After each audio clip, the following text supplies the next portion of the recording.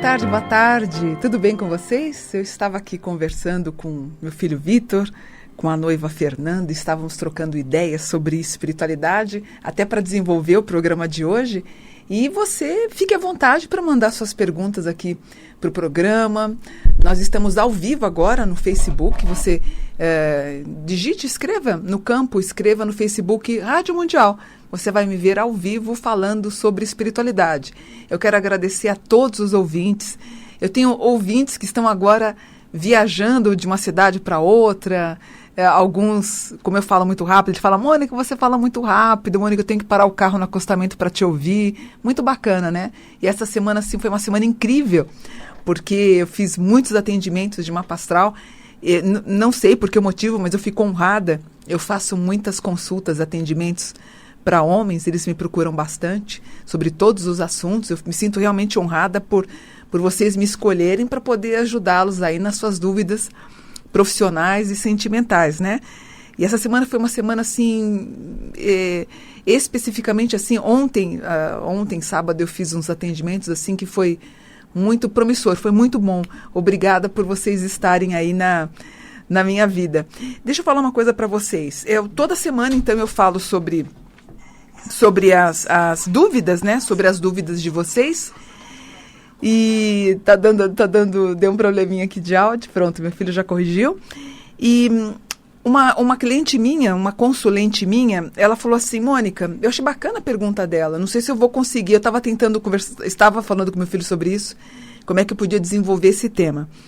Ela falou assim para mim: Mônica, eu era casada, conheci o marido de uma amiga minha, a gente teve um envolvimento tão forte que eu pedi a separação do meu marido para ficar com o marido da minha amiga. E ela falou: sabe como é que eu me senti depois, que eu não estava entendendo? Ela falou assim para mim: Mônica, eu me senti como se eu estivesse no meio de um tiroteio, porque os dois, eles brigavam tanto, houve uma questão de ódio tão grande que provavelmente isso é alguma coisa espiritual. E eu confirmei, eu falei: certamente. Até a Fernanda falou assim: teve uma novela na Globo que estava tratando sobre isso, quando a mocinha, ela cai no despenhadeiro, num penhasco, e acaba morrendo, e acaba voltando, depois eles se reencontram na vida atual. E é curioso, né? E aconteceu também um fato muito parecido até com a minha mãe e com meu pai, né? Minha mãe casada com meu pai acabou conhecendo uma outra pessoa enquanto ele era casado, e houve a separação, e as duas tiveram um problema muito grande inicialmente, né? E eu, jovem, adolescente, eu falava: que estranho, ele que foi a pessoa que culminou nisso tudo, né? Foi ele que acabou procurando uma outra pessoa e ninguém briga com ele. E as duas tendo problemas seríssimos. Então, geralmente, o que acontece? O caso das as duas esposas, na verdade, eram questões relacionadas à vida passada. As duas tiveram alguma disputa, provavelmente o marido estava no meio, eles voltam, regressam e acaba acontecendo o mesmo entrave. É curioso também, um vizinho meu também está se separou, na verdade, né? Ele teve quase um infarto, procurou um médico para um cardio, e a secretária acabou se envolvendo com ele, estavam casados, e rapidamente, coisa de 1 mês e meio, 2 meses, ele acabou separando da esposa, depois de quase 20 anos de casado. E hoje as duas, uma está ligando para a outra, brigando uma com a outra, e ele acaba se afastando. Então, não sei se eu fui clara, eu até estava conversando com meu filho antes de entrar no ar, para ver se isso, e eu consegui explicar para vocês, mas geralmente esse triângulo familiar tem relações com vidas passadas. Você fica no meio do tiroteio dos dois, sejam dos dois homens ou das duas mulheres. Às vezes você nem entende por que tanta briga, mas isso é de vida passada, e às vezes não é só de uma, não. É dessa, de uma outra e de uma outra. E espiritualmente a gente tem que respeitar, né? Eu acho que houve o término, vamos começar uma vida nova e tentar ao longo dos anos ter uma vida mais tranquila. Eu estava até falando com meu filho também, antes de entrar, eu também acabei até passando por isso, e a ex-esposa do meu ex-marido, né, é tanto ex aqui que a gente estava até brincando, nós ficamos amigas, não houve conflito entre nós, pelo contrário, a gente tinha até um sentimento de cuidar da Sueli, a gente acabou cuidando, a gente acabou sendo o mantenedor dela. Provavelmente ela poderia ter sido uma irmã minha, uma irmã mais velha, alguma coisa assim. Então, entender, quando tem muito conflito, pode ter absoluta certeza que você tem relação com a vida passada. E aproveitando sobre isso, falando sobre isso, como é que a gente sabe que a gente continua com uma pessoa? Como é que a gente sabe que ele é o amor da tua vida? Como é que a gente começa a entender? Primeira coisa, não é só atração física, atração sexual. Primeiramente, a gente tem que pensar no entusiasmo que tem essa relação. O que é a palavra entusiasmo? Vem de in, que é dentro. Esse entusiasmo, esse tu, vem de tel. Então, dentro, tel, Deus. Então, quando eu estou entusiasmada por alguém, eu estou com Deus comigo. Se eu estou entusiasmada para vir fazer o programa na Rádio Mundial, eu estou com Deus comigo. Eu tenho entusiasmo para ir trabalhar, que nem eu adoro fazer meu mapa, não saberia fazer uma outra coisa no momento, eu amo fazer meu trabalho. Então, eu tenho entusiasmo, que é Deus dentro, na qual eu consigo passar essa alegria e falar com bastante entusiasmo sobre as questões relativas aos problemas que vocês têm. Mas, basicamente, eu preciso ter, primeiro, essa confiança, o apreço, a lealdade, claro, a admiração, que é o admiratio. Se eu não tenho essa admiração, eu não vou conseguir ter um enlace com alguém. E conversando com meu filho antes de entrar no ar, com a Fernanda, ele estava falando de uma pesquisa americana, se eu não me engano, né? Onde um pesquisador, ele disse assim, olha, esse pesquisador, ele conseguiu descobrir se um casal conseguiria durar ou não. E o ponto focal era a questão do desdenho. Por exemplo, você, homem, fala alguma coisa, a mulher fala, que bobagem.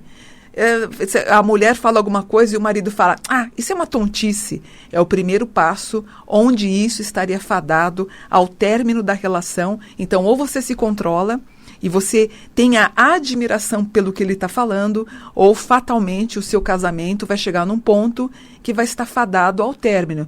Então, toma cuidado com você ficar, isso é bobagem. Geralmente o homem critica mais a mulher, né? Ela vem fazer um comentário do programa sobre espiritualidade, ou sobre a novela, ou sobre um assunto na televisão. O homem fala, isso é uma bobagem, isso aí é pouca coisa que você está falando. Esse desdenho já nos dá a entender que esse casamento está fadado ao insucesso. Outra coisa também que quebra a harmonia do casamento, gente, é falar muito palavrão. Falou palavrão é um outro tópico também que está fadado ao término da união. Então, às vezes eu vejo no Instagram alguns memes, né? A forma como o rapaz trata a menina, ou a menina como trata o rapaz. Eu dou risada quando eu leio, porque eu estou lá, às vezes, no intervalo de atendimento, dá vontade de rir, porque de tão absurdo que é. Mas se tem palavrão na história, também nem de brincadeira, né? Eu acho que a única pessoa que brincou em falar palavrão e deu certo foi a Dercy Gonçalves. Mas não é legal. Homem falando muito palavrão, mulher falando muito palavrão, também não é bom. Espiritualmente é muito pesado, ou seja, não adianta você estar rezando, fazer suas orações, suas meditações e lascar o outro, xingando o outro com palavrão. É feio. Para a mulher é feio, para o homem também é. É uma absoluta falta de respeito, tanto pela mãe dos seus filhos, pelo pai dos seus filhos, para os seus filhos, é muito pesado. E eu já vi estruturas até próximas a mim, de familiares, que o pai fala muito palavrão, a mãe fala palavrão, o filho responde com palavrão. Parece um caos, há um descontentamento geral, é uma vida que não anda. Lembrando que quando você fala palavrão, a tua aura ela tende a ficar pequena, a sua aura fica cheia de buracos, essa energia acaba vazando, a tua energia acaba sendo vazada. Seu anjo não consegue entrar no teu campo áurico, ele não consegue te ajudar. Então ele fica quase que...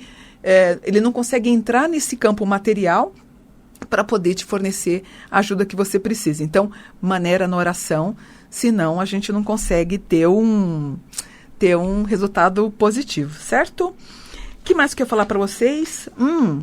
Teve uma coisa legal. Uma moça também no atendimento meu, ela falou, Mônica, você acredita que eu estava na rua, pararam os ladrões para assaltar a gente, e eu tinha feito o Salmo 22 e 23, e os ladrões roubaram as pessoas que estavam do meu lado, e eu e a minha filha passamos intactas pelos assaltantes. Eu falei, super acredito.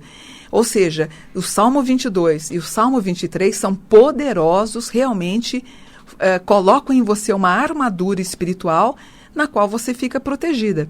Eu lembro que, quando acho que foi, me perdi, acho que em 2009 ou 2008, 2009, eu estava em Salvador, inclusive, eu estava num ponto de ônibus esperando aqueles micro-ônibus para levar a gente para uma outra praia, e passou os rapazes, e eu lembro que eu estava com um cordão de ouro, um cordão fininho de ouro, com uma medalhinha, estava comigo, a gente estava indo para essa outra praia, mais afastada, né?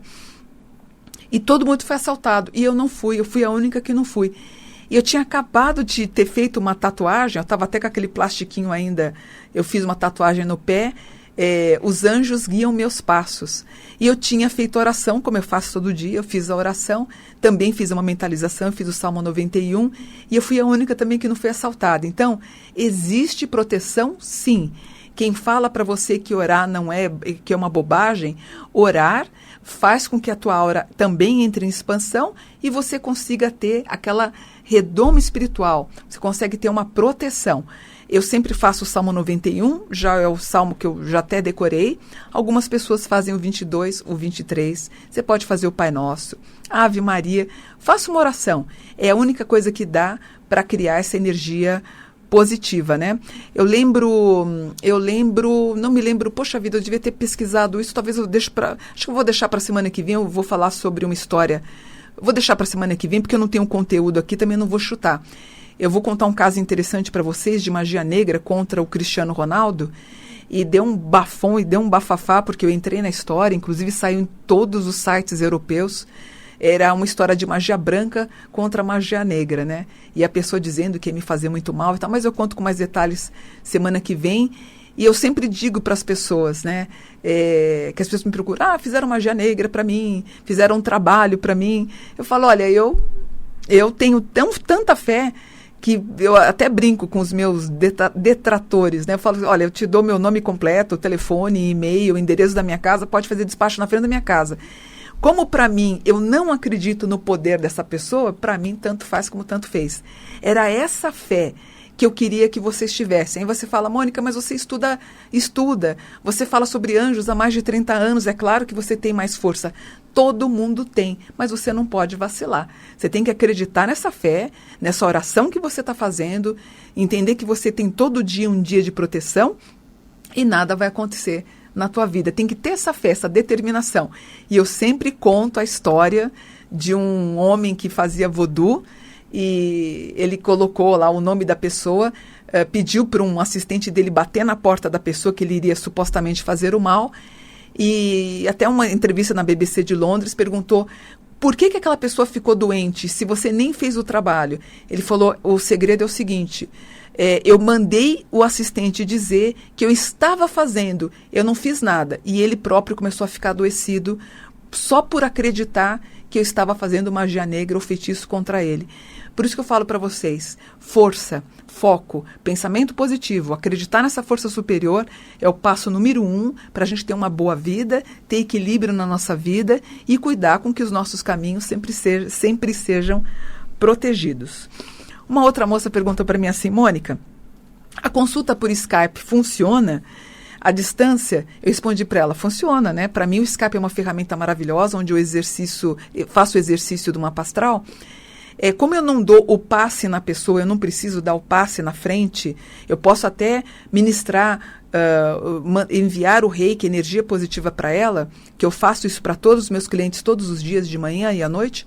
Eu mentalizo os meus consulentes, você está mandando uma energia positiva, tanto que acontece das pessoas me mandarem e-mail e falam assim, Mônica, depois da consulta, os meus caminhos abriram, é incrível, meu filho arrumou um emprego, eu consegui namorar, ou eu consegui ajustar uma situação. Por quê? Eu tento preservar tanto o meu corpo, o meu mental, que quando eu estou falando as coisas para você, além do estudo que eu desenvolvo nas 4 folhas que eu falo para você, é uma energia tão positiva, por pior momento que você esteja passando, que é claro que as coisas vão acontecer.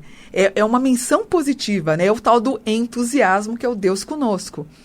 Então, o caminho realmente abre. Quer dizer, nunca eu falei uma coisa negativa para os meus consulentes. Não tem motivo, salvo Que nem, às vezes, alguns sacerdotes de culto falam que você está com o caminho fechado por conta de trabalho. Vocês me perdoem, mas muito motivado para te enfiar a goela abaixo um trabalho. É um trabalho que custa 3, 4, 5, 10 mil. Você acaba refém desse sacerdote de culto. E você fica à mercê dessa pessoa, como eu já fiquei há 38 anos atrás, que eu fiquei refém de um pai de santo, ele dizendo sobre isso. A gente não tem conhecimento, fica com medo. Então você não pode ficar refém de ninguém.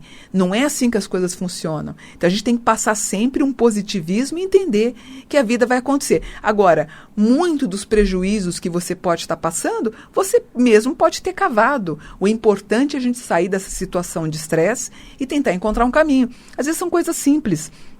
Eu fiz um atendimento na sexta-feira para uma moça que trabalha com farmácia no Sul. E ela fala alemão em casa, o pai e a mãe são descendentes de alemães, ela também fala alemão. Um detalhe simples que ela nunca tinha pensado para ela ter um emprego melhor. Eu falei, por que você não coloca no seu currículo que você fala alemão? Nossa, eu nunca pensei nisso, eu estou estudando inglês. Eu falei, ainda mais na indústria farmacêutica, você podia muito bem tentar algum trabalho aqui em São Paulo, nas grandes corporadoras, né, corporações, muito bem corrigido, das indústrias alemãs que temos, ou indústrias alimentícias como a Nestlé, por exemplo, acho que é suíça. Poxa, você podia desenvolver um currículo melhor, dizendo, às vezes é um detalhe que você não prestou atenção, que você não viu. É algo que pode dar um start na tua vida. Então, é o tal do entusiasmo, na qual a gente conversando, a gente vê tudo com muito carinho. E a consulta por Skype funciona, me facilita, inclusive, falar com as pessoas em todo o mundo. Eu falo com todos os países, é uma forma muito agradável para a gente ter um contato, certo? Falei da questão do assalto, falei do Skype à distância, falei do... e uma perguntou para mim assim, Mônica, o Brasil tem jeito?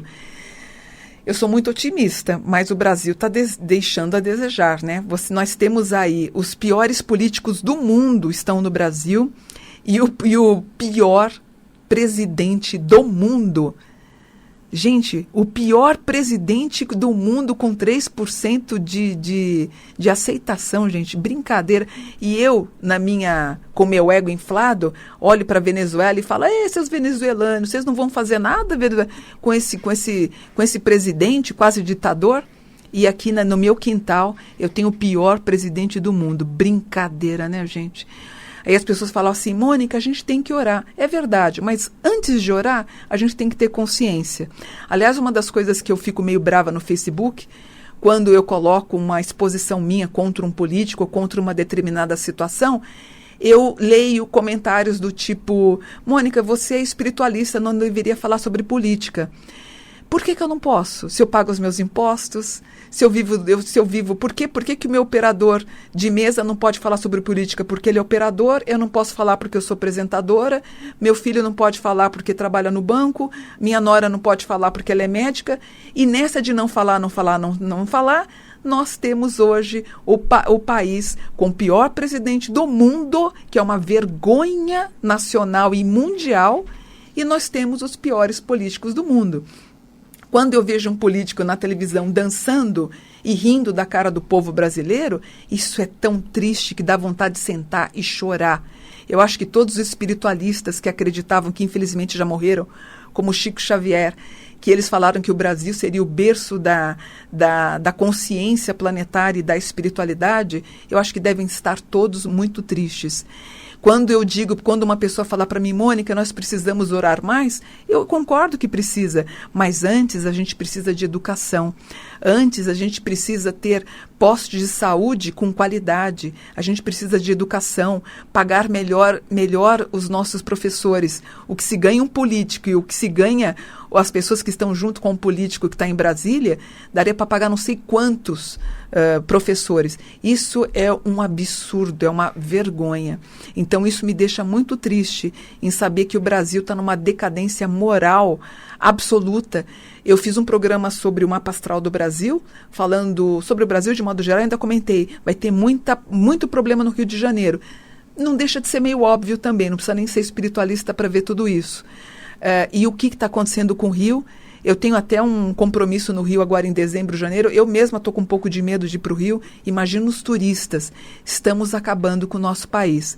Porém, quando eu coloco o dedo em riste e acuso um corrupto, eu também não deixo de ser corruptora e ser uma pessoa que a gente tem que olhar nesse sentimento do que eu posso fazer para melhorar a minha situação, de evitar ao máximo pequenos gestos que podem me induzir a uma corrupção. Detalhe, até um simples papel amassado jogado na rua, eu estou fazendo mal para o meu país. Ou um comentário maldoso, ou não estou vendo ninguém bater panela, está tudo parado, não estou vendo nada e todo mundo saiu batendo panela. Aconteceu o que aconteceu, vamos melhorar o Brasil e o Brasil está cada vez pior. Vamos ter mais consciência, orar sim, mas também ter consciência. Eu acho que a gente tem que sair e falar sim o que a gente tem vontade. Não me esqueço, eu esqueci o nome do ator, aquele que foi casado com a Demi Moore, aquele altão, que é pai de 2 filhos, também criticaram ele, né? E ele falou, me criticaram, falaram que eu não poderia falar nada porque era um ator. E de ator, espiritualista, médica, o administrador, a gente está deixando que as coisas fiquem numa situação cada vez pior, né, gente? Que triste, né? Eu tenho vergonha, viu? Eu tenho vergonha. Falei para o meu filho, o Chico fez uma previsão para 2019, ele falou, mãe, em quanto tempo você acha que a gente vai ter aí um prejuízo muito grande? Eu falei, até 2030 nós vamos viver situações muito ruins no Brasil. Vamos orar, ter mais consciência, mas é bem isso, não adianta orar se a gente não fizer, tá bom? Ai, deixa eu falar uma outra coisa para vocês, ó. Eu sou virginiana, né? Então, como é que eu falo isso para vocês? Eu sou muito crítica também frente ao meu trabalho, né? Então, eu tento ter um máximo de clareza para expor para vocês. Por exemplo, quando eu estudo sobre os anjos, as pessoas acham que o anjo é aquela imagem pequenininha do anjinho com as 2 mãozinhas. O estudo do anjo é muito sério. Quando você estuda seriamente esse tratado angélico, você encontra situações, ilustrações e uma comunicação com esse estudo divino, é algo sublime. E uma das coisas que me perguntaram, e eu queria falar isso para vocês, ela falou assim, Mônica, o que você acha dos reptilianos? Você acha que eles existem?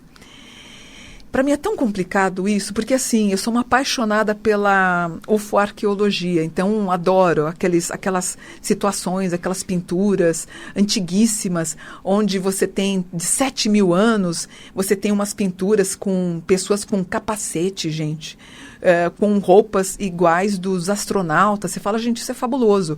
Ou Nazca, no Peru, aquelas imagens que você só consegue ver do alto, 4, 5 figuras. Aquilo é muito impressionante. Mas assim, quando eu penso que o reptiliano, a ideia do reptiliano foi criado por uma ficção, ou mesmo essas ideias, a ideia que a gente tem do ET, do ETzinho que você tem também foi criado por um casal norte-americano, se eu não me engano, na década de 50, eu acho tão boba essa história de reptiliano, vocês me perdoem, viu, mas não desce. Aí você pode estar falando para mim, Mônica, você é uma remendada falando do descosturado.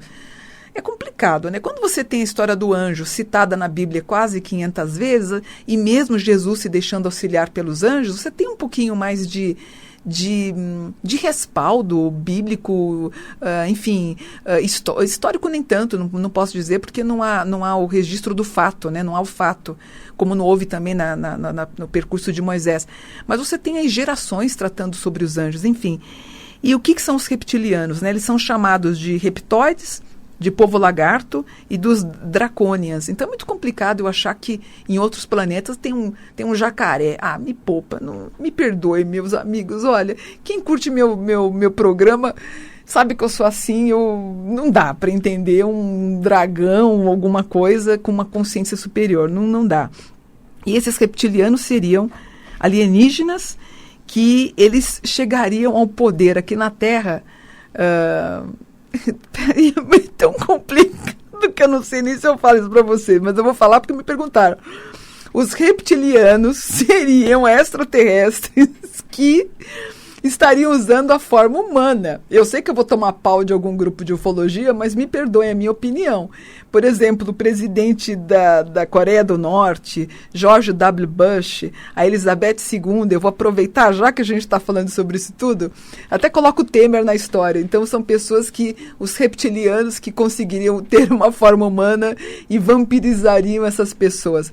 Eu acho muito delicado, gosto da ufarqueologia, mas para mim não vai, gente. Eu tenho uma amiga minha que faz regressão de memória e tem pessoas que se dizem reptilianas. Aí chega a me dar uma dor no estômago quando eu penso nisso.